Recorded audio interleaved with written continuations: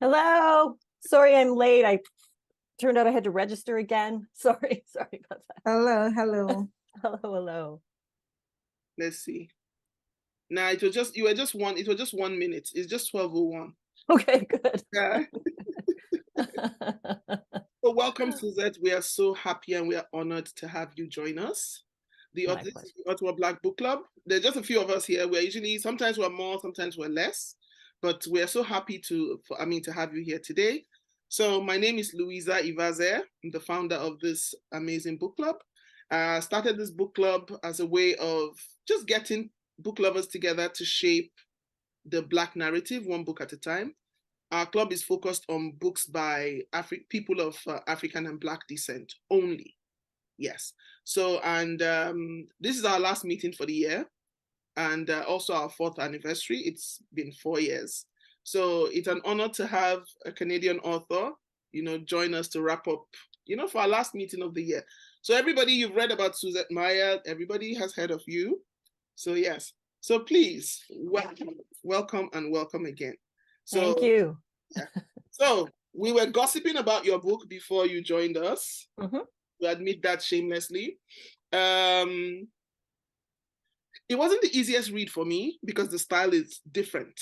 Mm-hmm. Yeah, there's a lot of conversation, a lot of conversation. So first question I'll ask is, what was your inspiration for writing about Black potters? Because I'm from Nigeria, originally from Nigeria, and the first time I saw anything about Black potters was a series I think I had seen on Crave that was talking about them and how they were being paid a pittance and they were fighting for for higher pay. And one of the potters died. He fell off the train, and his family was asked to pay for the uniform. I Mm-hmm. felt that was heartbreaking. So please tell us your inspiration for writing this book. Yes. Okay. So it's a very circuitous journey because I had, even though I grew up in Canada, I had never heard of Black porters, even though I had ridden trains as a child. So I'm assuming I might have come across a few, but maybe it was too late at that point. Or maybe it was later in history at that point. And it was basically it. So I had a very influential creative writing instructor named Fred Waugh, who is of Swiss, Chinese, Canadian heritage. And part of his investigation poetically later in life was figuring out, this idea of hyphenated identity and what it is to be Chinese. And so he was very, in a time when people maybe weren't talking about it so much, he was very into helping students, BIPOC students, into figuring out, okay, talk about yourself, because formerly, before that, it was kind of like seen as an uncomfortable thing to do. Why would you want to share that information? Anyway, so later in life, 20 years ago, approximately, he said to me, Suzette, you should write about the sleeping car porters. And I said, I don't know what that means. I don't know what you're talking about. And, but, I always respected him very much. So I started doing research into sleeping car porters, and I figured out, I read, first of all, a lot of the information I had was American, but that information was all about how Black sleeping car porters were part of the founding of the Black middle class in the United States, for example. And then I learned other details like that, famous jazz pianist Oscar Peterson and his sister Daisy Peterson, who was also very talented, that their father was a sleeping car porter. I learned about, Stanley Grizel. I learned about, Senator Calvin Ruck, all these people who were formerly sleeping car porters. And so, I thought, okay, I'll do some research into this. It doesn't really have much to do with me because, as we all know, I'm assuming most of us know, Black people are not one homogenic, mass. We're not a monolithic mass of all come from the same place. It's, different histories, all kinds of things. And I had always assumed that sleeping car porters were part of, they were either like Nova Scotia loyalists who came up in the 1700s in the Maritimes, or that they would have been people who immigrated up from Oklahoma in the early 1900s who came up into northern Alberta. I thought it was kind of those populations. But as I started doing research, I I talked to a historian named Sage Mathieu, and she, and I started reading actually her work, her articles. And so my mother's originally from the Bahamas, and and she came up in the 60s. So I thought, I really have nothing to do with sleeping car porters. But, reading Matthew's work, I learned that the Canadian Pacific Railway was actively recruiting men from the Caribbean in the early 1900s to come up to Canada to work on the railways. And, it was that moment where I thought, wait a second, maybe there is a connection here that maybe I don't know about. The other obstacle for me was that my understanding of sleeping car porters early on, especially in Canada, was, that they all lived in, like the big centers of like Black communities were Montreal, Vancouver, Toronto, and I'm born and raised in the prairies. What does it have to do with me? And so I, for a long time, I had as the model for this book, there was a sleeping car porter named Rufus Rockhead who lived in Montreal, and he started a nightclub, Rockhead's Paradise, in the early 1930s. And the way he found the money to do that was through smuggling liquor up across the border during Prohibition. And so I thought, okay, I'll make this a Prohibition story. It'll be the 1920s and flappers, et cetera, et cetera. And I told Matthew about this, and she said, that's a really boring idea. Don't do it. It's been done. Who cares? And because I was going to be like, well, Al Capone will be in it. And she's like, no, that's not interesting. And so she said, what about somebody from Alabama who sees the Rocky Mountains for the very first time? And that was like a major moment for me, because I thought, I can do that because I live in Calgary. And, if I climb a hill that's high enough, I can see the Rocky Mountains from that hill in Calgary. So I thought, okay, so this might be somebody related to me. This might be a story that could happen where I live. And so as a result, this story that was kind of like basically an assignment from my old teacher started becoming closer and closer and closer to me. And part of, this is a discussion I've had with a number of people, Black people who live in the prairies, is, if you're of a certain vintage, you believe that you're the only one. So I grew up in Calgary in the 1960s, 1970s, and I felt like there was me and one other kid, and and that was it. And Cheryl Fogo, who's another person I know, she grew up in Bowness in the 50s. She thought she was the only one. And, we all thought we were the only one, even though there was all this history all around us. And I thought, what I'm going to do is I'm going to make this book into a historical document that kind of addresses the gaps in history, in official formal history and archival history, because there are the official histories that have to do with the building of the country and all of the rich people, the rich white people who made up this country. And then there's the other histories of like the Chinese workers who dug the railways, the Black porters who worked on the railways, those kinds of people who also were super, super essential, but were not, for various different reasons, were not included in the archives. And so I thought, okay, this is going to be my looking at Black history in Canada. And then in addition to that, so it was kind of like a search for this ancestor, maybe I had an uncle, a great uncle or something like that. And then I also realized too that the book that I was missing. So Toni Morrison, I love this quotation. Toni Morrison once said, I think like an Oprah magazine or something like that, or she said it in a few places. She said, if you cannot find the book you want to read, then you must write it. And I thought, the book I am missing is a book about a historical book about a Black person who's also a queer person, and it ends happily. And it takes place in the prairies. And so I thought, I'm going to write this book because that's the book I want to see. That's what I need to locate, what are my origins, and not just like biological, genealogical, but what are my origins in terms of nation and in terms of, all kinds of family. So family and, in all the senses. The book, so as a result, this is just a very long answer to your question. The book started out as an assignment that I was not very engaged with, and ended up kind of a search for family and a search for place and what is my place here. Yeah. And did that influence the style of writing? Because when I start reading a book, if a book sometimes is a difficult read, because I listened to the audiobook 3 times, and then I came back again and started reading the book. So if I have a book that I find a bit challenging, I try to connect with a character and then follow the trajectory of that character's life. So the fact that it started out as an assignment, did that influence the style? Because the style is, there's a lot of conversation going on. So you mean specifically like Yeah. the dialogue, or like I've been told that my sentences are very long and There's a lot of dialogue going on. okay. Yeah, because I was trying to connect. Okay, so I was trying to see, okay, T.D. Baxter, okay. Let me see, where is he from? Who is, and then what's with the passengers? All of them were annoying. I found all the passengers annoying. I didn't like any of them. Yeah. Okay. Okay, so all the passengers are annoying. That I can get on board with.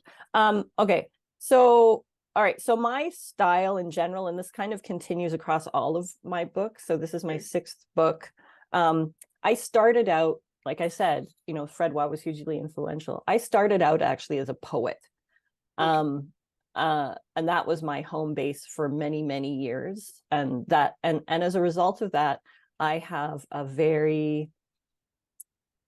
very much wedded to the idea of the word, as the unit of meaning, and that word choice is super essential. And I've always, as a result of that, I think as a prose writer, I've been resistant to what I see as the tyranny of the sentence, of the grammatical structure of the sentence. It really bothers me that we're sort of locked into subject, verb, object, subject, predicate, that kind of, and so it's me, I think, as a poet, writing as a fiction writer. And so my language and my sentences are more about breath and sound sometimes, and trying to convey whatever it is, character or setting through breath, through sound, and through the physical response to the page, as opposed to just your eyeballs reading. Conversation, dialogue was really, really essential in this text, because the book basically, the book, let me just make a note to myself so I don't lose track. The book is very much, I would say, a psychological study. So probably, like, some of the complaints I've heard about this book is that not a lot happens, or not a lot, it sort of goes on, and it's a little bit boring, and then until the last 50 pages, and then all these things happen. And it's partly, when they get stuck in the mountains, and it's partly because it's more of a psychological study of this porter and of the people he works with, and of being in the service industry, and what you have to do in order to keep your job. I've always been fascinated by human motivation, by the way in which people, what people say versus what they do, what they say versus what they feel, because I find often they don't match up. Some people may not be as articulate about expressing what it is they're going through, and or we might not know what we're going through, and so we speak this way when actually we feel that way, and the two don't meet.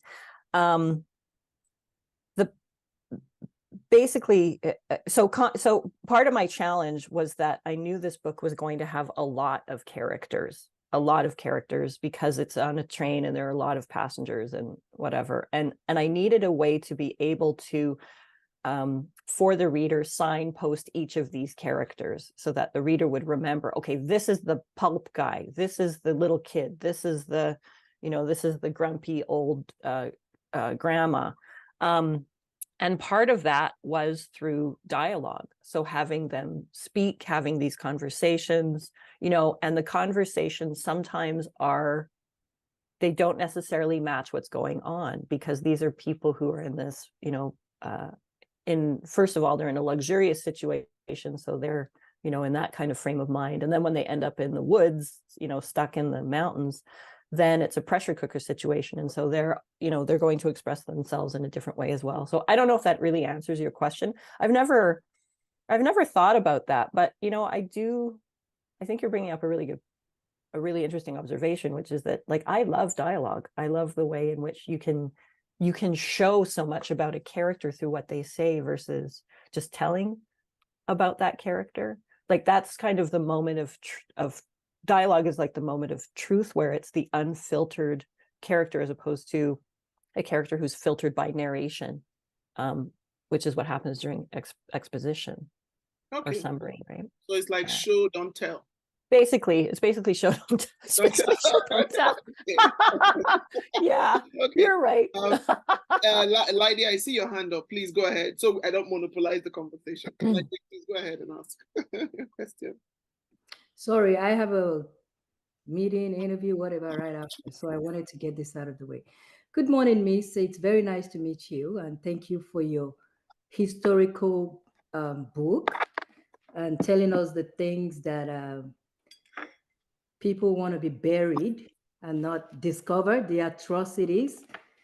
So I have a lot of questions, a lot of, I'm a note taker. I had my dictionary out. I learned many words. This is definitely one of the most challenging books that I've read, and I love the challenge. I have a lot of questions, but I will just ask one for now. If I have more time, I'll ask. So on page 64, I assume you have a copy. Let me grab a copy, just a second. Thank you. Page 64. My children are going to laugh at me and tell me. Okay, go ahead. Page 64. So, yes, just the third to the last paragraph. Mm-hmm. There is no name for. May I indulge? May I ask that you indulge us by reading that to us, please? Sure. So which paragraph? What's the paragraph start? It's the third to the last paragraph. That's in Nigerian English. I don't know if it exists here. Okay, the one that says there is no name for the feeling. There is no name for the feeling. Thank you. Sure. So just read that paragraph, or yes, please. Sure. Yes. There's no name for the feeling inside him because of this card, because of this job. If he could, if she were still alive, he would describe his insides to his Aunt Araminta, and she would tell him the name for when your insides feel the same as a wide orchard of blighted fruit trees. We'll just cut out the rot, says Araminta, peeling the spotty black skin off the top mango in a bowl of mealy mangoes. Just cut out the rot and go for the good. And I'll just read the next paragraph. His first bite of mango tastes bitter, but he chews and swallows and eats some more anyway, because she's the one who's peeling and cutting it up for him, the juice dripping off his fingers and tendriling down his forearms. Araminta chews too, grimacing. That's the section, right? Yes, thank you so much. So it makes a lot of sense now that you're a poet, because one of the things I like about your writing style, challenging, but it's very descriptive. Like you don't just say, oh, he's washing his hands. You tell us how the water drips, how the bell rings. Like sometimes I can feel myself. I want to feel myself in the train. I wish there's a museum. So that's one of the things I love about your writing. But I wanted to know what was the Russian, like, what does that mean? So basically, this guy is comparing his feelings, like what this job has done to him, starvation, lack of sleep, 3 hours sleep, barely their food, meagerly wages. Is comparing that to a rotten mango that you just take a little bite and leave the rest. Can you tell us more? What was your inspiration for that paragraph? Yes. Okay. So you twigged on it like pretty much immediately. So two of his, let me just remember which section this is. Okay. So this is just also following when he's found the postcard and he thinks that maybe Eugene has planted it. He's also just talked to Templeton, who's talking about Jules Verne, and Baxter loves writers and he loves Jules Verne, but it's okay. Yeah. So yeah, one of the strategies, I knew that two of the big obsessions for this character in the book, because of the conditions he was working in, was that he would be eternally sleepy and he would be eternally hungry, in addition to all kinds of things. So a lot of the kind of metaphorical threads that I use throughout have to do with food. and also sometimes the combining of food and sleep. So I think there's one section where he has a nap the size of a poppy seed or something like that. And so that was what I tried to thread throughout. Now, this moment in particular has to do with food that, normally delicious food from someone he loves that has been tainted, that has been contaminated.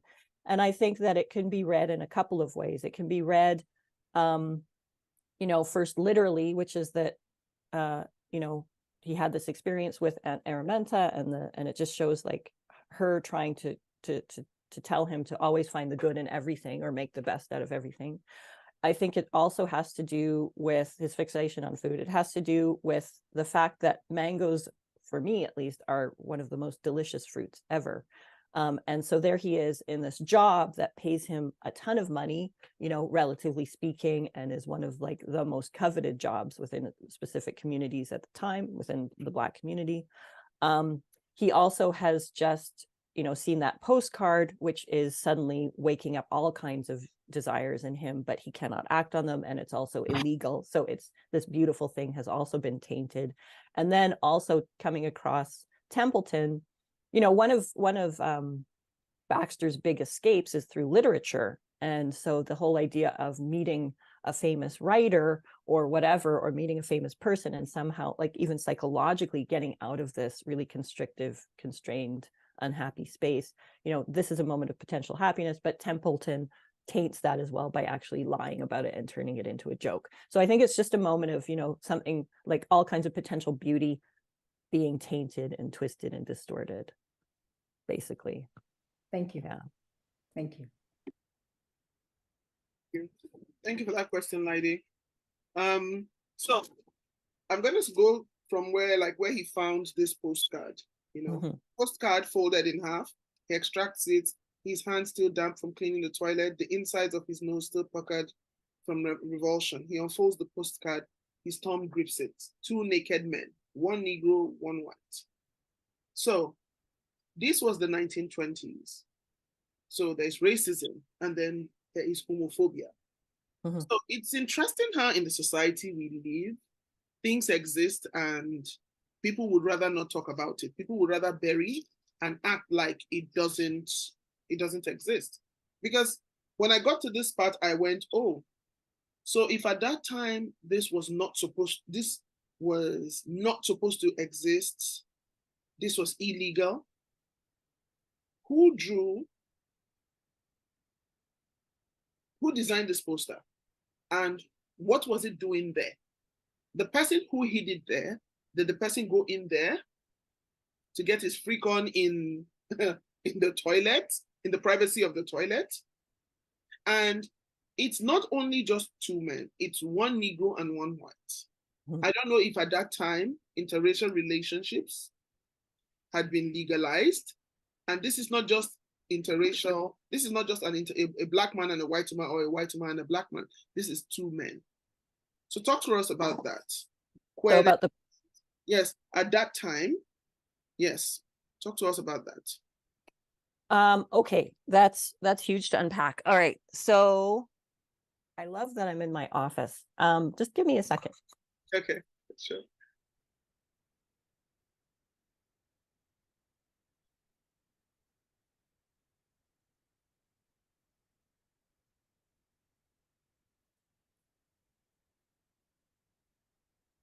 And of course, the book isn't there when I want to find it. Anyway, so there's a book called Hard to Imagine. Hard to Imagine. I forget what the subtitle is, but basically what it is it's a study of gay male, the history of gay male pornography up until the 1950s.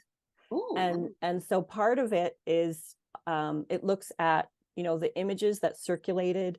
It looks at the kind of underground film, all kinds of things like that. And what was super interesting about it was that, so pornography in the 20s, pornography had been around for a while, but it was in the form of like the various forms. But one form that I was interested in particular was they were called French postcards, which is referred to in the book. And they were illegally made photos of people in various stages of undress doing whatever it is to each other. And they were, it was kind of like, they were circulated, like you could buy them in like, you know, if you knew the right store in Paris, you know, and you knew the right person and you said the right word, you could get these cards. And so Hard to Imagine, that book is all about, you know, those lost kind of images of men. And it, you know, I think part of the difficulty and the kind of, you know, there's the whitewashing of history, but there's also the straightwashing of history, which is that it's, you know, I think for a lot of people, there's kind of this idea that queerness was invented in the 60s, you know, around Stonewall or something like that. But it's been around a long time, a very long time. It's just not been, you know, I think it's, who is it? There's a theorist who talks about how it's a history that people don't want to see, and that, you know, archivists will deliberately kind of like, some archivists or historians will deliberately not they will not see it. So you can have, for example, you know, those peat bog people, you know, who are people of like hundreds and hundreds and hundreds of years old who've been dead, and, you know, their bodies preserved and mummified in the peat bogs, and I don't know, in Scotland or whatever. And I think there are literally two men, you know, together with their arms around each other and swords next to them. And people are like, well, they've got to be brothers. They've got to be brothers. No, they've got to be brothers, as opposed to, or not, you know.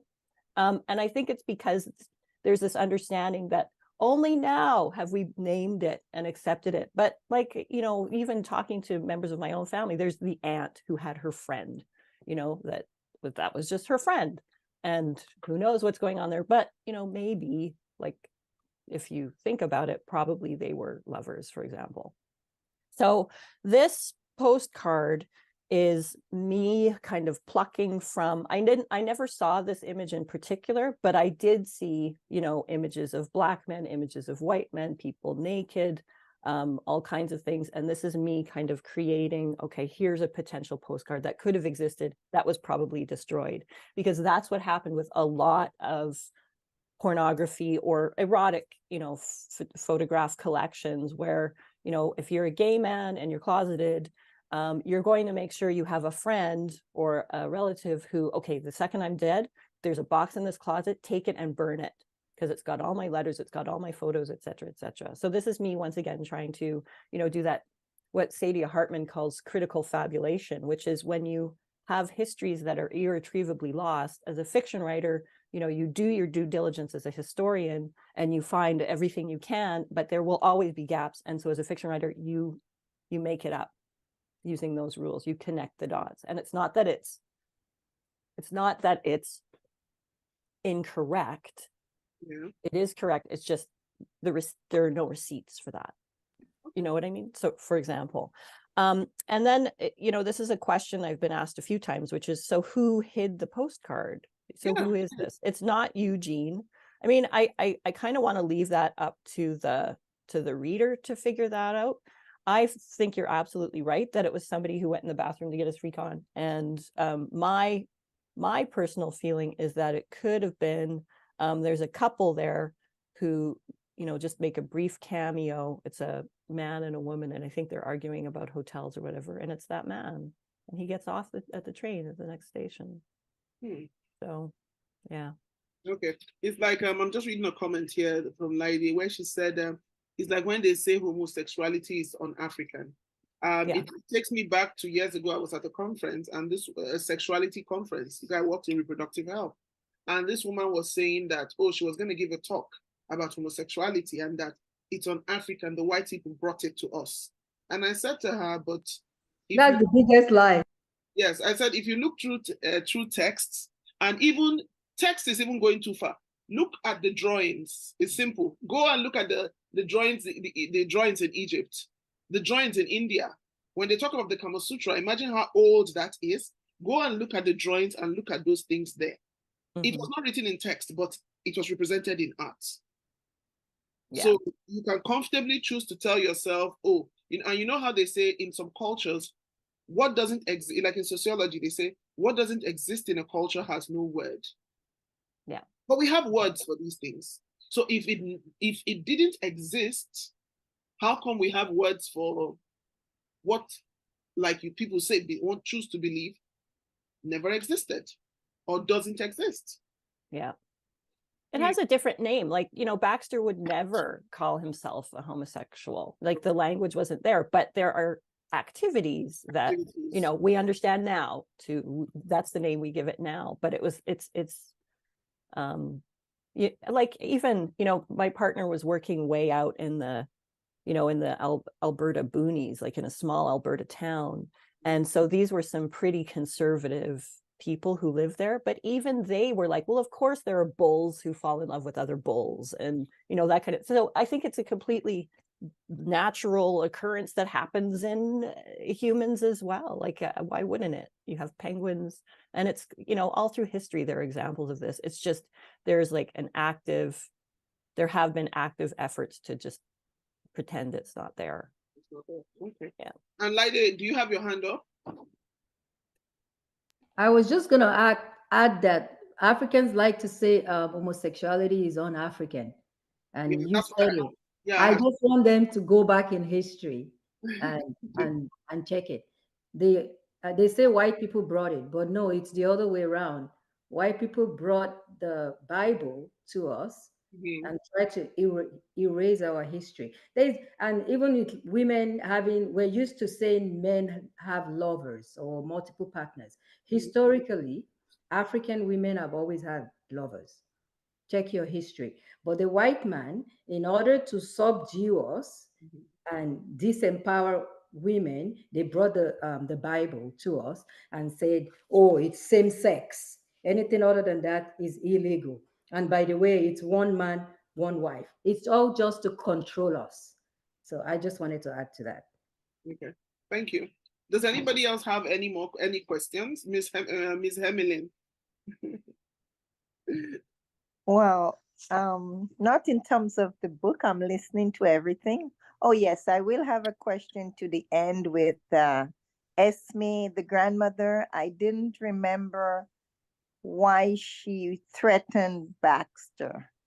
So that I want to touch on that. Secondly, I know sexuality, there was something to men and men having sex, competing in the beginning of the Olympics, for example.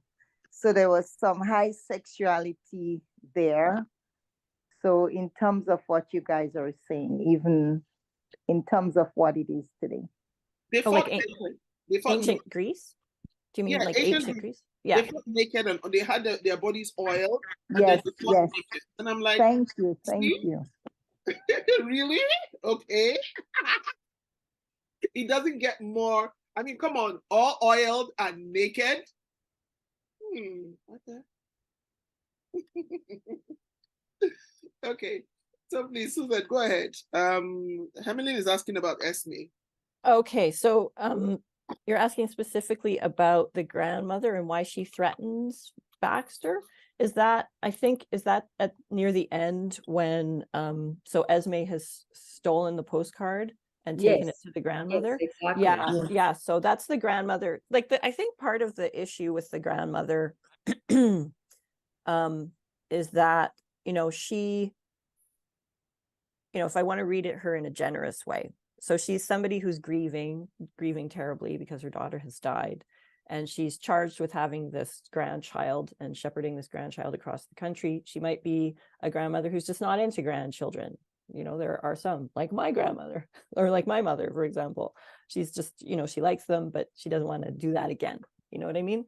And so she's kind of ambivalent about this child. And then I think she's also just at heart, just a basic racist, like a regular racist, but is also part of an era when it was perfectly acceptable to give your children to Black people to take care of, you know, so part of that whole kind of mammy culture where, you know, you're racist like crazy, but you get Black people to take care of your kids and raise your children. Okay. Etc. So that's what so she basically treats him that way as child, you know, natural the natural person to take care of her grandchild. And then when so I think she resents him anyway because he's a Black man.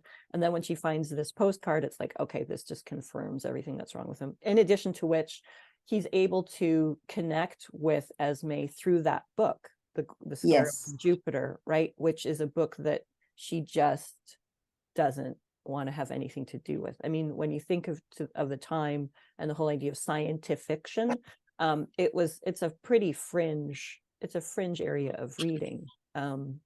It's not what everybody was doing. It was seen as for children. And so why is this grown man reading this material?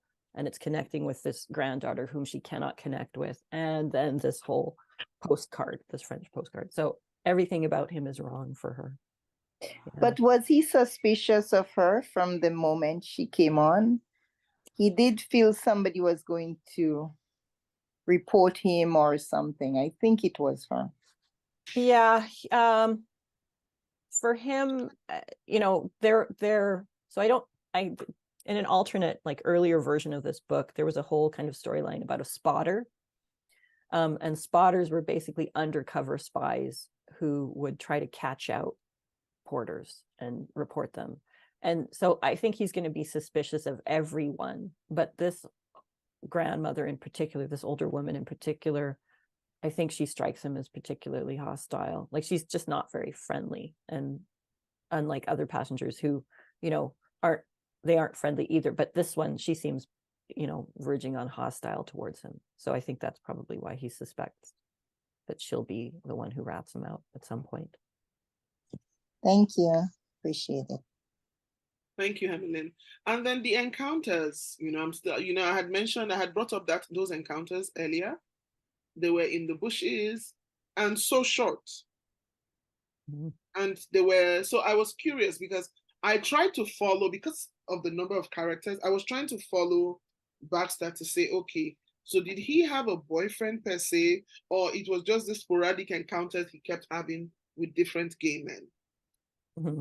Yeah. Yeah. I would say it was sporadic encounters he had with various gay men, but, he, I forget what's his name. The man he meets in Winnipeg, he returns to Winnipeg thinking that maybe they could connect again, except that then that. Is it the one with the wife? Yeah, no, the one with the mom, the one with the mother. Okay. I'm sorry, I can't remember the names of my own book. It's been anyway. So I think he's somebody who, is looking for love, but you're not going to find it very easily. You're not going to be able to have that kind of sustained relationship. And I think the closest he gets to having a boyfriend would probably be Edwin Drew. Like, hopefully it came across that there is a sense that they did have continued interactions, sexual interactions, liaisons. But at no point does he, is he able to have a boyfriend? It's just all about, it made me think a lot of when I was younger and confused, and, the kind of overwhelming, because you're in your 20s or you're younger and you've got those hormones going. And so it's like, okay, I've got to find somebody. I've got to find them no matter what kind of danger it puts me into. And, the bushes, there's a whole history of parks and bushes operating as cruising grounds for men, and especially for working class men, because people who had money, they could have parties. And there's reports of people who had parties with friends who brought friends. But for people who didn't have a lot of disposable income, you went to the parks, really, and you went to the lavatories, and whoever was there. And if they were willing, they were willing. Part of my investigation, though, was, would there have been interracial sexual liaisons? So would racism operate in the bushes? I wondered about that, and that took me a while to find. And I talked specifically to a cultural historian named Stephen Maynard, who writes about gay cultural history, specifically in Ontario, the Toronto area. And I said, what do you know about Black people, or do you have any record of that? And he said no, he had no record of that. All of the people he all the people he uncovered were white people, except that it was within his work that I found, it was just a single line in an article he had written where he had included an excerpt from a criminal record or from a police report that said Edward L., a janitor, was arrested for gross indecency with a porter in such and such hotel beside a train station. And I thought, okay, the race is not identified, but that's got to be my guy. And so I wrote Stephen Maynard right away, and I said, was this porter that Edward L. was that a black man? And he said, yes, it was a black man. So it did definitely happen. And then I talked to, I went to a talk by George Chauncey, who's an American historian. He wrote a book called Gay New York, and I think it's from the 1800s to the 1940s or something like that. And I said, I asked him, I said, what do you think? Do you think there were interracial liaisons? And he said, of course there were. And the way he knew that was because there was one man in New York, I think a New Yorker, who kept a journal, like a record of every single man he slept with, and he included the races of the men he slept with in there. Wow. Yeah, it's the kind of material that's out there is incredible. Yeah, we thank that man. We thank him. Yeah, that's the thing, right? People who it was very hard to find that information. I remember going to the University of Winnipeg archives because I had come across what I thought was going to be, the Holy Grail, because I was told that there was a box of interviews with gay men who would have come of age in the 1930s and 1940s, talking about their experience in Winnipeg. And so I went to this archive and I put in my request for the archive, and the archivist brought it to me, and I opened the box and it was empty. And it was empty because either the men or their families had said they don't want this information released because there was still shame. And I think there must have been one historian who got access to that box before it was embargoed, because there's a book called Prairie Fairies or something like that by Valerie Koronek or whatever, and she's referring to that box, but I could not get access to that box, and I tried as hard as I could. I was like really nice, and I said, and I'm a professor, and I'm gonna, I'll do right by these people, please, and I'll keep it anonymous. And the archivist did their job, and they said no, it's not allowed. Wow. Yeah. And I think you were talking, sorry, about Nicholas Lesiuk. Oh yeah, Lesiuk. That's right. Yeah, thank you very much. Yeah. Okay. Camille, I see your hand up. Yeah, morning. Well, morning for me. I'm in Vancouver. I as Louisa said earlier on, like all the passengers were annoying. But there was a redeeming passenger in the end, Mrs. Tupper. Mm-hmm. Why did you choose her to be the one that tries to save him in the postcard incident and then gives him like basically the remaining money he needed? Yeah. Mrs. Tupper. Okay. All right. So I don't know. Sometimes I think I buried this too deeply, but was it clear who was Miss Tupper's father? This was a question I had, and I thought of it. The mother and the daughter, yes. Yeah. I think it was relating to him. Was he the father?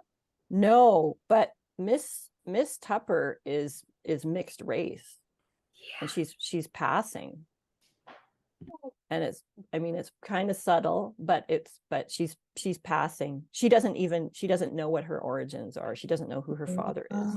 And so Mrs. Tupper, like what I wanted to convey about her is that she is somebody, she's an artist. She's, a lot more open-minded. She's, she's the one who rescues him with the postcard and calls it Greek love. Like she's a highly, she's educated herself and is very, is an autodidact, I would say. And part of her history is being a bohemian and sleeping with a black man and having this child. And Miss Tupper is that child. And so she has a sympathy, so there's in the book, there are the so-called allies like punch-in, like Judy, for example, who says, I'm the daughter of abolitionists, but she's terrible. So she talks about being, for basically Black rights, but does not act on it. And then there are the allies like Mrs. Tupper, who's actually going to, who's actually acting out that alliance. So basically, Mrs. Tupper, what she sees, I think what she recognizes in Baxter is that he is like extraordinarily special, and she can help him. And so she's the one who wants to know his name, and is willing to see him as a person rather than as an appliance. Okay. And Oh, Camille, do you have any more questions? Sorry. oh no, I'm glad I asked that because I completely missed that, and now it makes complete sense. It almost makes me want to go back and read. Yeah. I do one more question. The imagery of the a glowing man in the linen cupboard, and I was about to ask that, the hallucinations. Is it his yes. last? Say that again. So what's the question? So if you could expand, what were you doing there? Because I thought that part for me was the most difficult to grasp. I think in the end you said it was Baxter, but I wasn't sure. I didn't grasp it. So if you could expand. yeah, for sure. So Baxter is suffering from hallucinations, from being sleep deprived, but he also, the problem is there's so many drafts of this book, and I'm trying to remember if this is the final draft. So in this book, Aunt Araminta notes that he is somebody who basically has the gift of the second sight, right?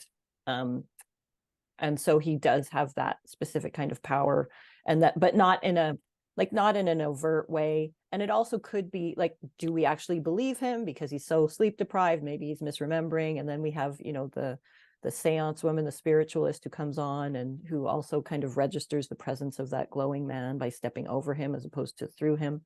My feeling, and the glowing man disappears.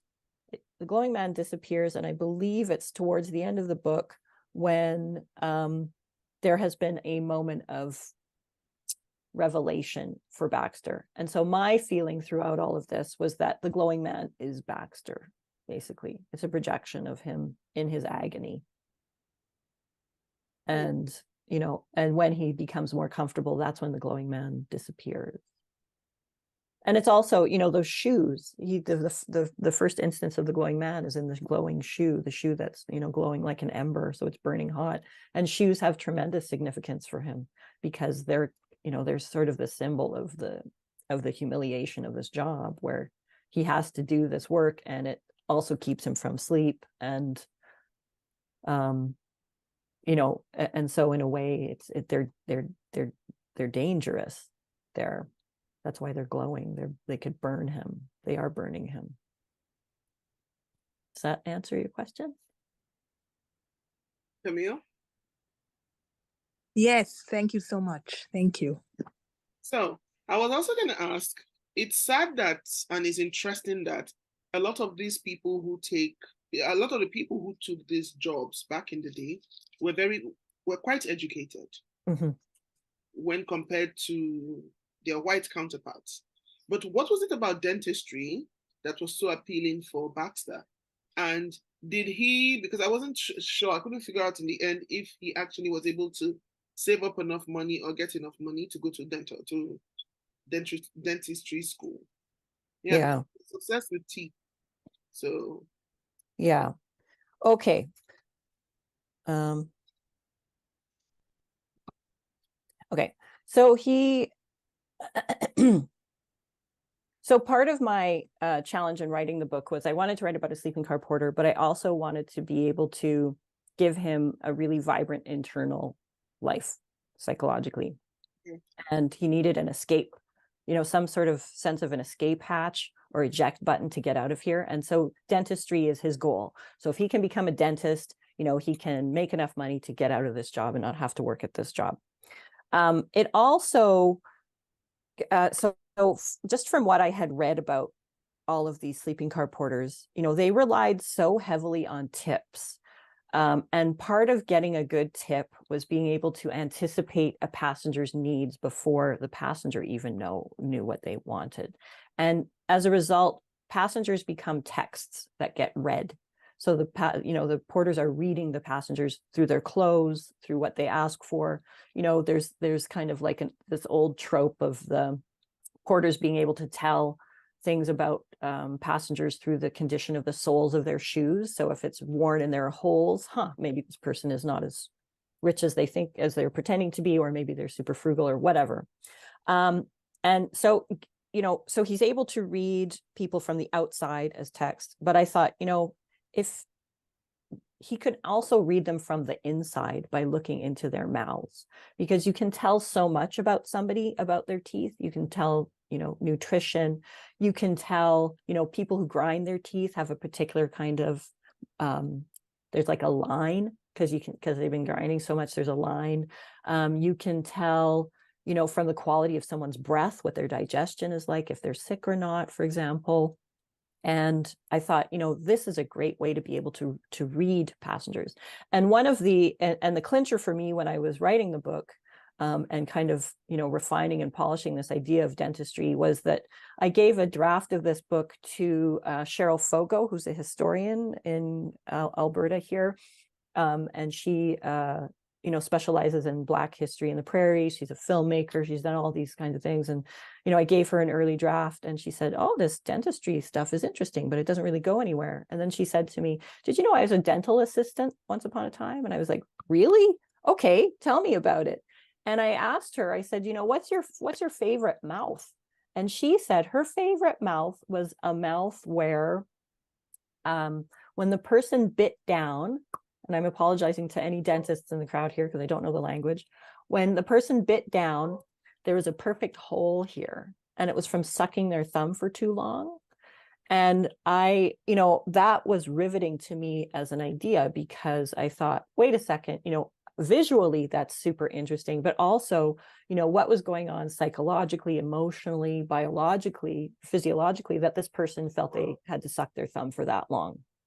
So you can learn a ton about people through the condition of their mouths. And I don't mean just class in terms of, is it white or, are the teeth straight, but all kinds of other things. So that was why I needed to be able to have the dentistry there. The question is, did he, save up enough money? Yes, he's gotten enough money. Part of the problem, though, is that I worked as a graduate program director, like basically a university administrator, for a really long time. And I know the cycles of admission into universities. And so, he gets the money in August. He can't register for a September start date. He'll have to wait a year in order to register for that September start date. So it's me kind of being a bit of a pencil head, university bureaucratic administrator. But people reading this book, I had a friend who was like, oh, so he gets the money and he's not going to go to school. And I'm like, well, he can't. He's still working and he still has to fill in the paperwork, et cetera, et cetera. And she's like, oh, okay, I didn't know that. And I'm assuming that's how it worked in the 1920s as well. Like the semester was just about to start. You can't just pay your money and go in. You have to be accepted. There's an admissions process. Anyway, and then the other question that has come up, and this isn't a question you asked, but it's one that I asked myself a lot, and I recently found an answer, which was, the question was, would he have been able to practice dentistry in Canada? Because from what I had understood, being a sleeping car porter was the best job you could get as a Black man in Canada. And that was it. That's what I'd understood. And so I assumed that, okay, he could go to McGill, get his dentistry degree, but then he'd have to move to the States because there's just a bigger critical mass of Black people there and more of a professional class there.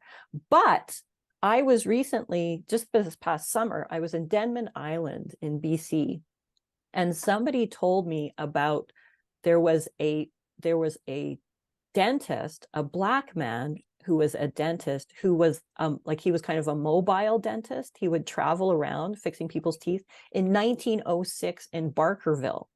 So, I think once again, we're dealing with a history of, you know, certain things are recorded and other things are not recorded. And that was fascinating to me. So it's entirely possible he could have stayed in Canada and practiced dentistry, however that might have looked like. You know, he might not have been with a big firm on a corner in a sandstone building, but he could have practiced dentistry in another way, possibly. Wow. Quickly, sorry, why McGill? Why McGill? McGill, because what I had to figure out was, okay, it's the 1920s. What university, A, had a dentistry program, and B, would have accepted Black students? And so McGill, you know, there were, I know they certainly had quotas for Jewish students, but I had read about not a Black student in dentistry, but a Black student in another faculty. And I hadn't found any evidence that there, so this is like a double negative. There were not Black students accepted into dentistry in McGill. There was nothing saying they couldn't be. So, and, you know, I find as a novelist, often what you're dealing with is the exceptions. And so why not? There was another Black student in another faculty, why not in dentistry? And for me, I Thank had, you. thank you, Hamelin. So I also wanted to ask about the identity, the trivializing of the identity of car porters. I mean, of sleeping car porters. I mean, his name is clearly there, T.D. Baxter, and I want to believe on his uniform he wore a badge, which clearly had his name there. But it's like it took me back to the days of slavery. Like here, sometimes you have people call him George, Boy, Martian, you know, and which caused him to form to create names or memes for people in his head. I remember I had read this book, The Book of Negroes by Lawrence Hill. And I learned from that book that for slave women whose name were not known, they were just called Mary. Yeah. So what was it with the identity here? The trivializing and marginalizing of identity. And also, so two questions. Trivializing and identity and trivializing and marginalization of George's, of not just T.D. Baxter's identity, the general identity of sleeping car porters. And what was the second question? I forgot the second question. It just, Okay. yeah, it so, just. So is the question kind of why George, for example, or? No, but why in general? Why? Why in general? Yeah. In general, yeah. Why? Yeah. Okay, so I hope I have an answer, and I hope I'm understanding the question correctly. So I'll just tell you everything I know, and hopefully there's an answer in there.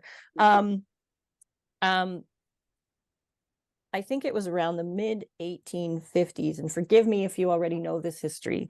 It was around the mid 1850s, maybe 1860s. I can't remember. Anyway, when George Pullman in the United States started Pullman cars, and basically the premise behind Pullman sleeping cars, was that prior to that, traveling on trains was super uncomfortable, and nobody, you know, this is not where you get a good night's sleep. But George Pullman, came up with the idea that, well, why don't we make these basically hotels on wheels so that they're super comfortable, we can make money, et cetera, et cetera. So he created the idea of the luxury passenger car where you could have berths and, you know, food and whatever, you know, all of the accoutrements. But in addition to that, you would also have servants. And so what he drew from was that old South, you know, slavery past of having Black servants. And so in the United States, you had Black maids on trains, and you also had these Black sleeping car porters, and they had to be a certain height, and they were also supposed to be darker, because then there was less of a chance of whatever, I don't know. Anyway, this crept up into Canada, became something that happened in Canada. And the reason why the men, it's a racial epithet, why they were called George, was because of that slavery history where, you know, the enslaved person was given the name of the owner. And so that's why the men were called George. or that's why sometimes they were called George. Not everybody did this. And, you know, I don't know even though if they necessarily would have had badges with their names on them, because I think there was actually a movement among the porters at a certain point to have a plaque in the front of every car that had their name on it, like their actual name. And there was also a kind of satirical association of, you know, men named George, but this included also white passengers as well. And so so this fighting back against George, I think because they were their names were not of interest. It was they're supposed to be part of the wallpaper and part of this luxurious experience. And the sad thing about this, of course, is that, you know, the better you were at your job, the more invisible you were. But that's how you got the tips. Oh, wow. So being as subservient and being on call, that was how you made your money. And, you know, it was basically baked in to the whole system that sleeping car porters would be trivialized. That's part of the deal of if you're a passenger on one of these trains. Does that answer your question? Yeah, a bit. And then the demerits, because it's bad enough that you've given these educated men this crappy job, and then you pay them a pittance, and then the number of demerits and the way, you know, at the drop of a hat, someone is given a demerit. At the drop of, you know, I kept wondering, you know, why?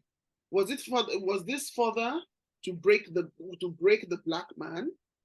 Because at that time, I want to believe that 90% of the sleeping car porters were black, or 99% of them. And maybe you would have a supervisor who is white. Mm-hmm. Would have, yes, who I believe will have his own designated cabin that they had no designated car.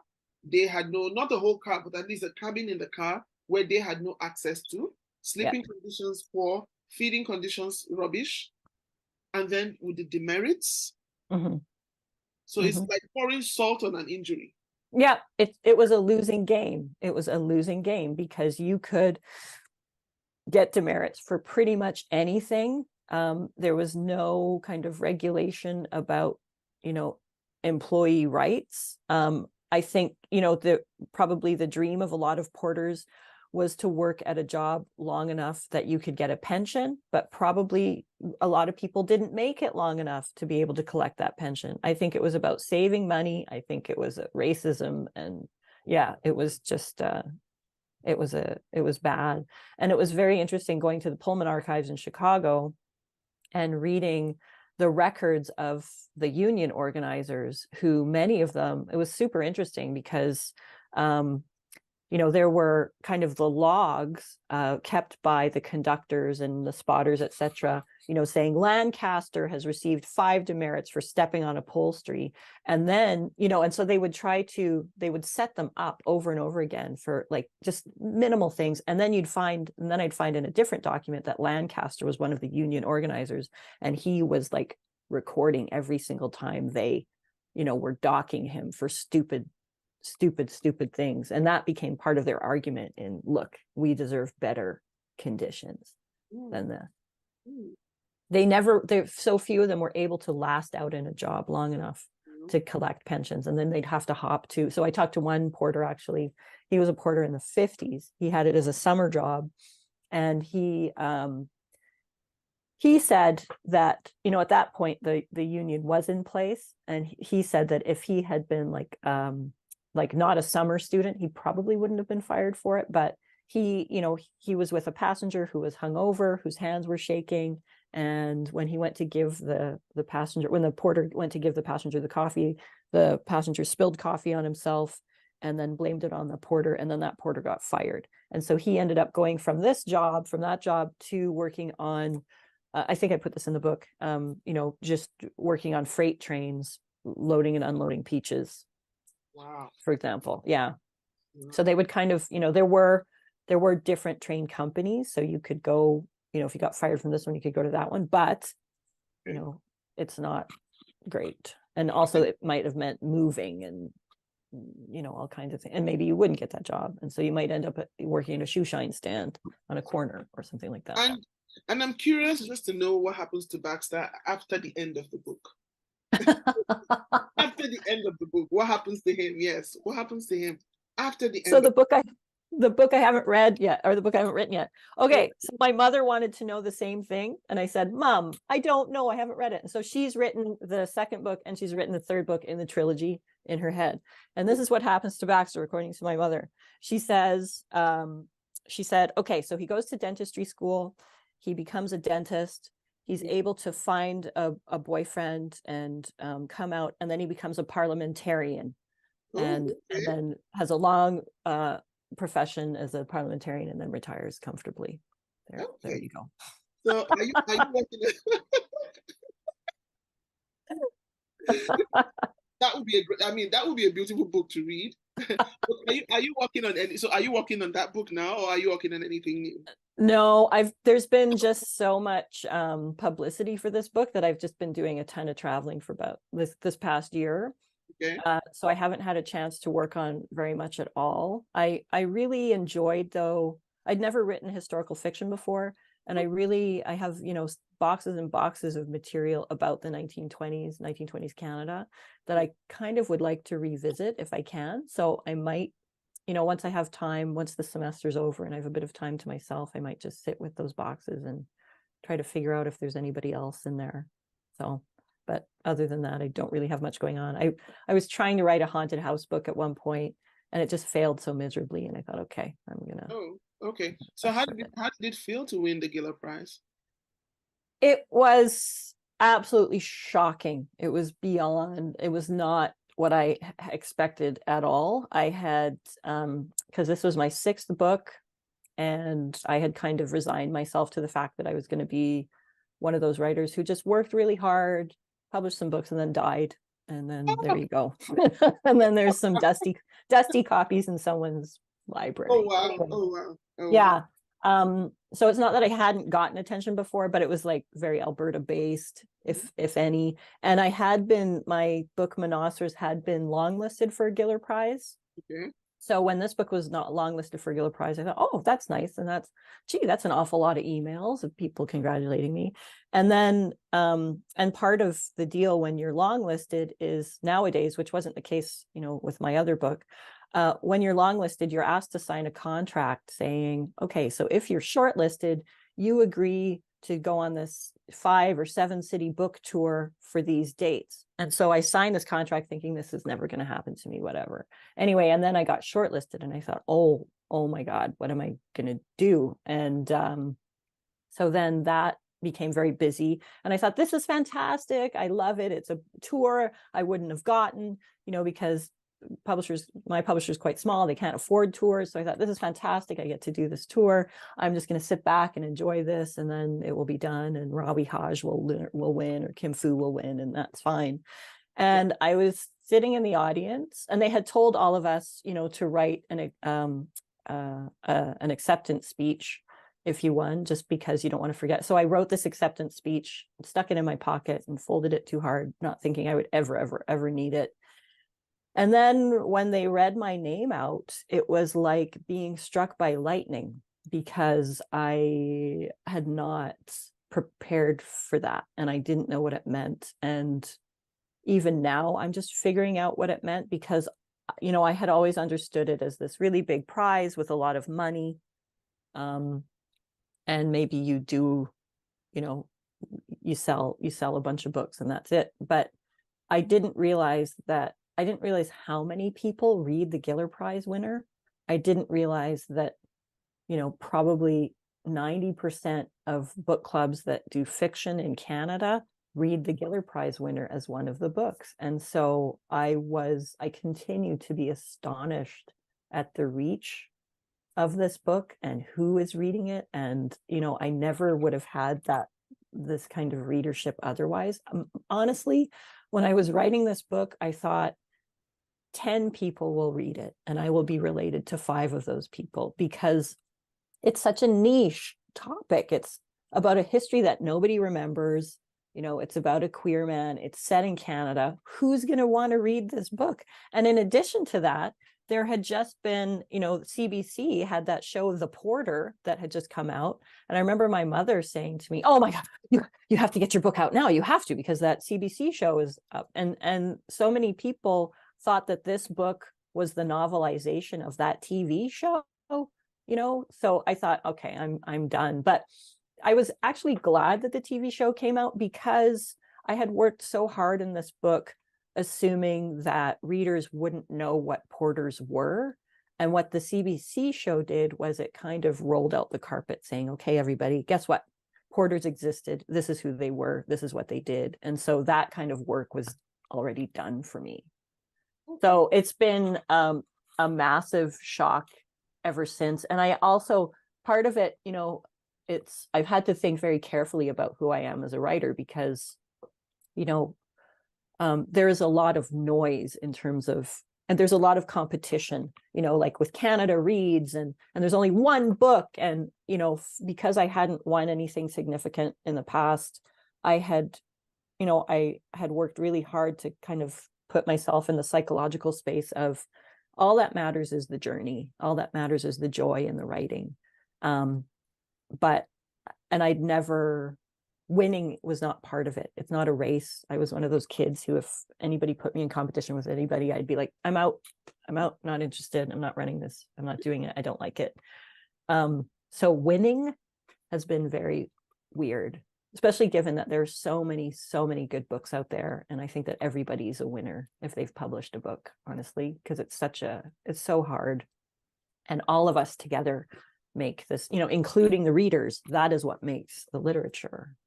It's not just one book. And so many really good books haven't won, and they continue to this day. You know what I mean? And winners, so many winners are just kind of like, well, they're trendy for the time, and then times change, and then you're no longer trendy, and so nobody remembers that book. And I remember the first time I saw this book, I think I had seen it online, and once in a while, when I don't have much to do, I like to walk. I like to do my cruising in bookstores. I just go around bookstore. I just walk into a bookstore. I walk into a thrift store, go to bookshelves, take a look at books. And then I came across it and I went, Sleeping Car Porter. Then I remember the series, the TV show I had seen. And I went, okay, it's not a very long read, so which is good. It's something you can easily sit and read through. But then when I listened to the audiobook the first time, I went, okay, no, maybe I wasn't concentrating. I listened to it again. I went, Then the third time, and I said, okay, you know what? Now let me sit down and read. But like Laide said here, it's a book you need to take out time, sit and read carefully. Yes, focus, read carefully, so you remember characters and then you connect with the story. But so Suzette, I just want to say a very big thank you, because let me see. Oh, we're already past one. But yeah, we've had Suzette look for over an hour. This is amazing. I just want to say a very big thank you to you. Thank you for writing this. Thank you for writing this book. Thank you for giving us this assignment. And for me, it wasn't an easy read. But now that we've had the conversation, I think I'll read it with a new set of eyes. Yeah, a new perspective. Okay, this is who this is, and this is what is going on. Yes. Yeah, I want to say thank you. Thank you for honoring us and being the last author we've had to close our book year. We close our book year in November so that we go rest in December at the new year. We're looking forward to your other books. Now I'm going to take time to read your other books. Now that I've chatted one-on-one with you and I have an idea, okay, this is how she writes. Yeah. It's going to be easier to connect and, with your stories. Laide, I see your hand up.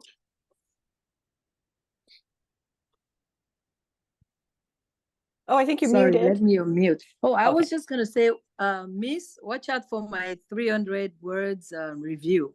Please please leave reviews. Yes, please leave reviews. Please okay. Yes. 300 words. Check it out. It's coming on Amazon, Instagram, everywhere. Check it out. Okay, I will. All right, everybody. So I would just like to say a very big thank you again, Suzette. When you write something new again, and thank you to James. Yes, thank you to James. Yes, he was very helpful. Yeah, thank you so much. Look forward to connecting with you. I'm happy I have your email. Once in a while, I might just send an email just to say, hi, Suzette, hope you're well. And that's why, yeah, when I put up this book on Instagram, I'm very big on music. And the song I put with it was Sweetest Taboo by Sade. Oh, Yes, nice. yes, on Oh, Instagram. Yeah, I put yeah. up the song Sweetest Taboo. Then I also put up 2 songs, Penny Lover. Doesn't she look like Shadi though? Doesn't she look like Shadi? Like Sade, yeah. And then I also put up the song Penny Lover by Lionel Richie. Oh, Those were the 2 songs that went best with this book. I love that. I Yeah. love that. Yeah. Yes, so I put it up on Instagram. I don't think you're active on Instagram because I tagged you. No, I don't do social media anymore. Yeah, but I tagged you there. So those were the 2 songs I put with this book. I always believe that every book should have a song. So I agree. yeah. So thank you again. Thank you. I have another presentation at 1:30. Thank you. Thank you. Yes. So thank you. Thank you so much. everybody. Thank you both. Thank you, everybody. Right, Thanks. bye-bye. Yes, thank Bye. you.